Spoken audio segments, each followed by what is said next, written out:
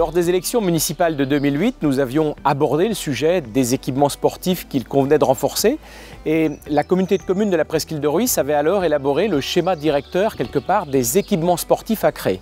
Et au premier rang desquels arrivait la salle de sport intercommunale de la presqu'île de Rhuys. Et il a été décidé à l'époque de construire cette salle de sport sous l'égide de la communauté de communes de la presqu'île de Rhuys. Le dossier a presque pris 10 ans pour finalement maîtriser le foncier. Il est passé de la communauté de communes à l'agglomération. De l'agglomération, il est revenu à la commune. Et c'est finalement la commune de Sarzeau qui porte en fait ce dossier. On a lancé un concours d'architectes. Donc c'est le fruit quand même de 15 ans quasiment, depuis 2008.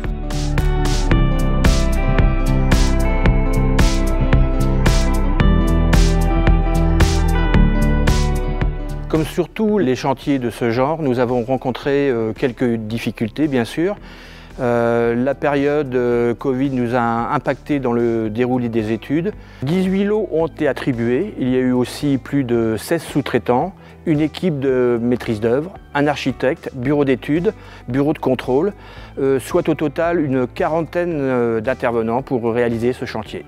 Nous avons dû faire face à l'augmentation des coûts de matériaux, mais actuellement nous sommes satisfaits du livret.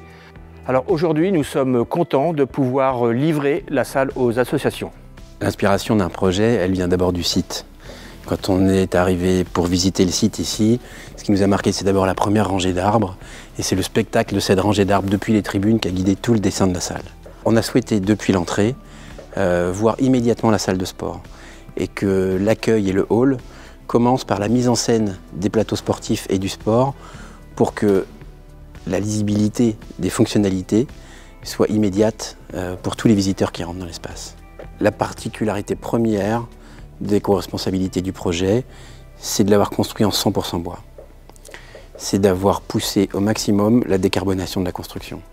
Avec les contraintes constructives qu'on nous a données, et un bâtiment super bien isolé, très peu énergivore, et on a choisi là encore des énergies renouvelables pour le chauffer. On a des panneaux photovoltaïques sur le toit pour produire de l'électricité et il est chauffé avec une chaudière à bois. Et donc le mur d'escalade fait aussi partie des spécificités de ce projet où on a travaillé avec l'entreprise qui l'a monté à faire des couleurs spéciales et à révéler les plaques de bois. Donc ça ressemble à une marqueterie en bois. On l'a traité comme un meuble. Je pense qu'il est unique en France parce qu'il a vraiment été mis au point pour ce projet. Les utilisateurs donc, de cette salle seront les jeunes sarzeautains, donc de 3 à 10 ans pour la LSH, c'est-à-dire centre de loisirs. Il y aura aussi les écoliers, il y a 3 écoles et les 2 collèges. Cette salle sera un avantage pour les différentes pratiques sportives. Il y aura un terrain de hand plus 2 terrains d'entraînement. Également, il y aura un terrain de volley plus 3 terrains de volley entraînement. Également un terrain de basket central et 2 terrains d'entraînement.